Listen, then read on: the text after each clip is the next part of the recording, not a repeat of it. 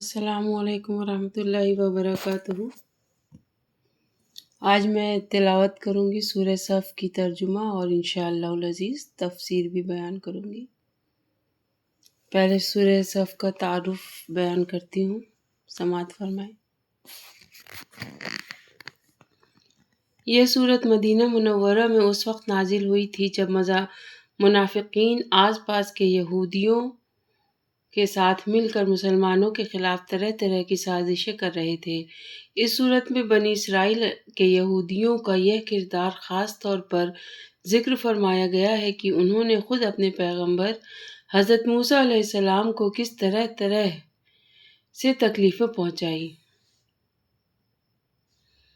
جس کے نتیجے میں ان کے مزاج میں ٹیڑھ پیدا ہو گئی، اور جب حضرت عیسیٰ علیہ السلام تشریف لائے تو انہوں نے ان کی نبوت کا بھی انکار کیا، اور انہوں نے حضور سرور عالم صلی اللہ علیہ وسلم کی تشریف آوری کی جو بشارتیں دی تھی ان پر بھی کان نہیں دھرا۔ چنانچہ حضرت صلی اللہ علیہ وسلم تشریف لائے تو انہوں نے نہ صرف یہ کہ آپ کی نبوت پر ایمان لانے سے انکار کر دیا بلکہ آپ کے خلاف سازشیں شروع کر دیں۔ بنی اسرائیل کے اس کردار کو واضح کرنے کے ساتھ ساتھ اس صورت میں مخلص مسلمانوں کو یہ خوشخبری دی گئی ہے کہ اگر انہوں نے حضور نبی کریم صلی اللہ علیہ وسلم کی ٹھیک پیروی کی اور وہ کام کیے جن کا اللہ تعالیٰ نے اس صورت میں خاص طور پر حکم دیا ہے اور ان میں جہاد خصوصی اہمیت رکھتا ہے، تو اللہ تعالیٰ ان کو عنقریب فتح و نصرت عطا فرمانے والے ہیں۔ اس کے نتیجے میں منافقین اور یہودیوں کی ساری سازشیں خاک میں مل جائیں گی۔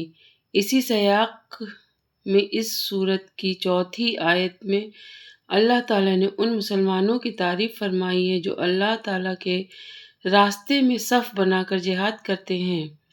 اس مناسبت سے اس سورت کا نام سورہ صف ہے۔ بسم اللہ الرحمن الرحیم۔ شروع اللہ کے نام سے جو سب پر مہربان ہے، بہت مہربان ہے۔ سبح للہ ما فی السماوات و ما فی الارض وہو العزیز الحکیم۔ آسمانوں اور زمین میں جو بھی کوئی چیز ہے اس نے اللہ کی تسبیح کی ہے، اور وہی ہے جو اقتدار کا بھی مالک ہے، حکمت کا بھی مالک ہے۔ یا ایھا الذین آمنوا لم تقولون ما لا تفعلون۔ اے ایمان والو، تم ایسی بات کیوں کہتے ہو جو کرتے نہیں۔ کبر مقتا عند اللہ ان تقولوا ما لا تفعلون۔ اللہ کے نزدیک یہ بات بڑی قابل نفرت ہے کہ تم ایسی بات کہو جو کرو نہیں۔ ان اللہ یحب الذین یقاتلون فی سبیلہ۔ حقیقت یہ ہے کہ اللہ ان لوگوں سے محبت کرتا ہے جو اس کے راستے میں اس طرح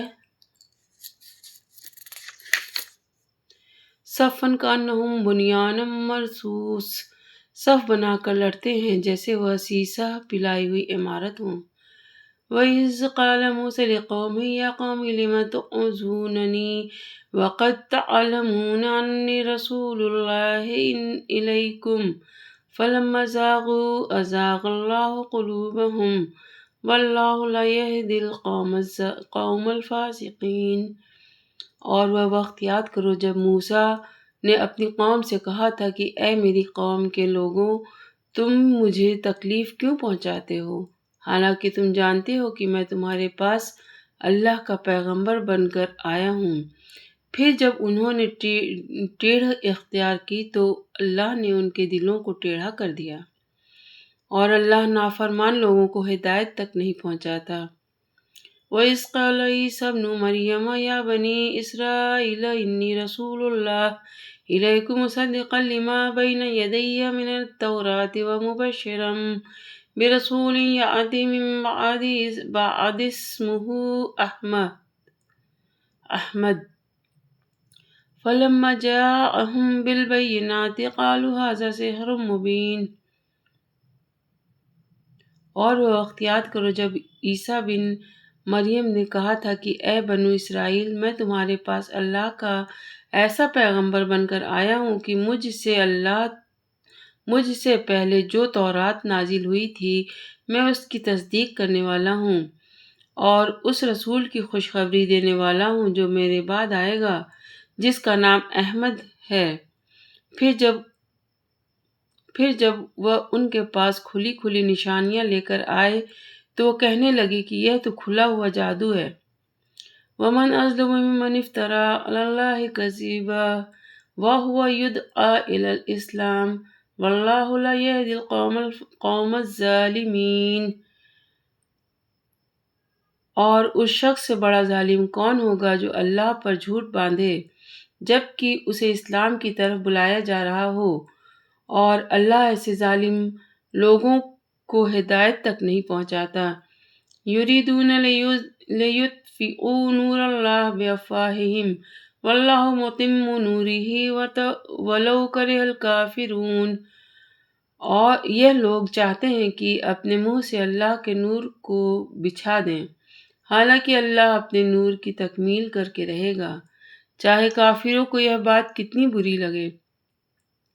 هو الذی ارسل رسولہ بالہدی ودین الحق لیظہرہ علی الدین کلہ ولو کرہ المشرکون۔ وہی تو ہے جس نے اپنے رسول کو ہدایت اور سچائی کا دین دے کر بھیجا ہے تاکہ وہ اسے کمال دوسرے دینوں پر غالب کر دے، چاہے مشرک لوگوں کو یہ بات کتنی بری لگے۔ یا ایھا الذین آمنوا ھل ادلکم علی تجارۃ تنجیکم من عذاب علیم۔ اے ایمان والو، کیا میں تمہیں ایک ایسی تجارت کا پتہ دوں جو تمہیں دردناک عذاب سے نجات دلا دے؟ تؤمنون باللہ ورسولہ وتجاہدون فی سبیل اللہ باموالکم وانفسکم۔ وہ یہ ہے کہ تم اللہ اور اس کے رسول پر ایمان لاؤ اور اپنے مال و دولت اور اپنی جانوں سے اللہ کے راستے میں جہاد کرو۔ یہ تمہارے لیے بہترین بات ہے اگر تم سمجھو۔ یغفر لکم ذنوبکم ویدخلکم جنات تجری من تحتها الانہار ومساکن طیبۃ فی جنات عدن ذلک الفوز العظیم۔ اس کے نتیجے میں اللہ تمہاری خاطر تمہارے گناہوں کو بخش دے گا اور تمہیں ان باغوں میں داخل کرے گا جن کے نیچے نہریں بہتی ہوں گی، اور ایسے عمدہ گھروں میں بسائے گا جو ہمیشہ ہمیشہ رہنے والی جنتوں میں واقع ہوں گے۔ یہی زبردست کامیابی ہے۔ وَأُخْرَىٰ تُحِبُّونَهَا نَصْرٌ مِّنَ اللَّهِ وَفَتْحٌ قَرِیب۔ اور ایک اور چیز تمہیں دے گا جو تمہیں پسند ہے، اور وہ ہے اللہ کی طرف سے مدد۔ وبشر، اور ایک ایسی فتح جو عنقریب مومنین حاصل ہوگی۔ اور اے پیغمبر، ایمان والوں کو اس بات کی خوشخبری سنا دو۔ یا ایھا الذین آمنوا کونوا انصار اللہ کما قال عیسی ابن مریم للحواریین من انصاری الی اللہ قال الحواریون نحن انصار اللہ فآمنت طائفۃ من بنی اسرائیل وکفرت طائفہ فأیدنا الذین آمنوا علی عدوہم فاصبحوا ظاہرین۔ اے ایمان والو، تم اللہ کے دین کے مددگار بن جاؤ، اسی طرح جیسے عیسیٰ بن مریم علیہ السلام نے حواریوں سے کہا تھا کہ وہ کون ہے جو اللہ کے واسطے میرے مددگار بنے۔ حواریوں نے کہا، ہم اللہ کے دین کے مددگار ہیں۔ پھر بنی اسرائیل کا ایک گروہ ایمان لے آیا اور ایک گروہ نے کفر اختیار کیا۔ چنانچہ جو لوگ ایمان لائے تھے ہم نے ان کے دشمنوں کے خلاف ان کی مدد کی، نتیجہ یہ ہوا کہ وہ غالب آئے۔ الحمدللہ، تلاوت اور ترجمہ ہو گیا۔ اب میں سورہ صف کی تفسیر بیان کرنے جا رہی ہوں۔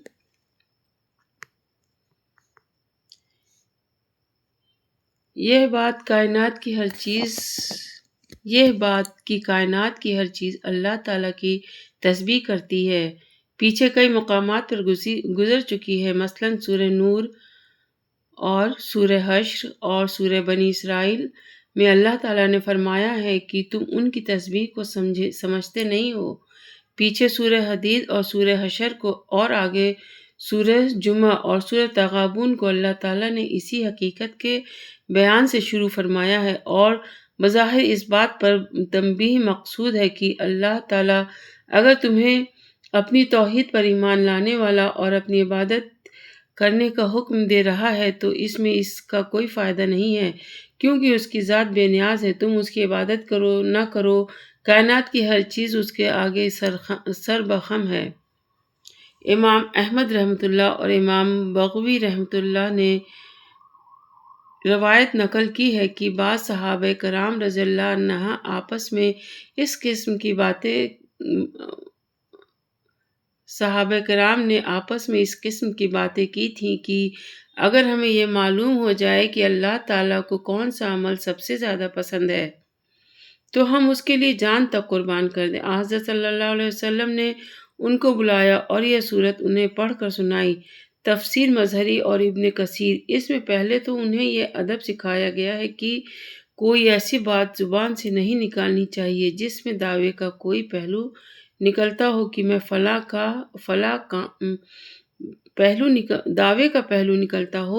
فلاں کام ضرور کروں گا، کیونکہ عین ممکن ہے کہ کسی وجہ سے وہ کام نہ ہو سکے اور دعویٰ جھوٹا ہو جائے اور انسان جو کچھ کہہ رہا ہے وہ کر نہ سکے۔ ہاں، اپنے اوپر بھروسہ کرنے کے بجائے عاجزی کے ساتھ کوئی ارادہ ظاہر کرنے میں کوئی حرج نہیں ہے۔ اس کے بعد ان کی خواہش کے مطابق بتا دیا گیا کہ اللہ تعالیٰ کو جہاد کا عمل بہت پسند ہے۔ یہاں یہ بات واضح رہنی چاہیے کہ قرآن و حدیث میں بہت سے اعمال کے بارے میں فرمایا گیا ہے کہ وہ اللہ تعالیٰ کو سب سے زیادہ پسند ہیں، اور حقیقت یہ ہے کہ مختلف حالات اور مختلف انسانوں کے لحاظ سے مختلف اعمال کو سب سے زیادہ محبوب قرار دیا گیا ہے۔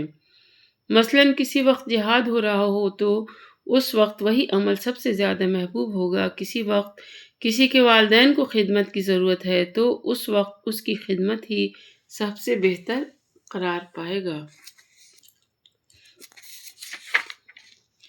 وقت کے حساب سے اعمال کی مقبولیت ہے۔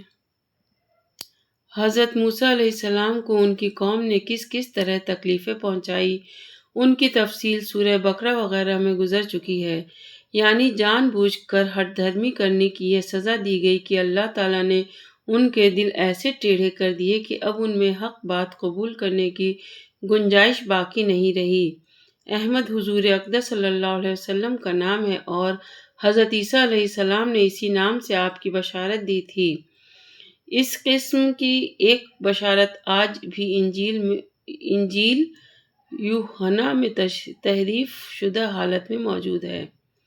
انجیل یوحنا کی عبارت یہ ہے کہ حضرت عیسیٰ علیہ السلام نے اپنے حواریوں سے فرمایا، اور میں باپ سے درخواست کروں گا تو وہ تمہیں دوسرا مددگار بخشے گا کہ اب تک تمہارے ساتھ رہے۔ یوحنا یہاں جس لفظ کا ترجمہ مددگار کیا گیا ہے وہ اصل یونانی میں فارکلیت یعنی فارکلیت تھا، جس کا ترجمہ مددگار اور بعض تراجم میں وکیل یا شفیع کیا گیا ہے۔ اگر فارکلیت کا لفظ مد نظر رکھا جائے تو صحیح ترجمہ یہ ہوگا کہ وہ تمہارے پاس اس قابل تعریف شخص احمد کو بھیج دے گا جو ہمیشہ تمہارے ساتھ رہے گا۔ اس میں یہ واضح فرمایا گیا ہے کہ پیغمبر آخر الزماں صلی اللہ علیہ وسلم کسی خاص علاقے یا کسی خاص زمانے کے لیے نہیں ہوں گے، بلکہ آپ کی نبوت قیامت تک آنے والے ہر زمانے کے لیے ہوگی۔ نیز برناباس کی انجیل میں کئی مقامات میں حضور اقدس صلی اللہ علیہ وسلم کا نام لے کر حضرت عیسیٰ علیہ السلام کی بشارتیں موجود ہیں۔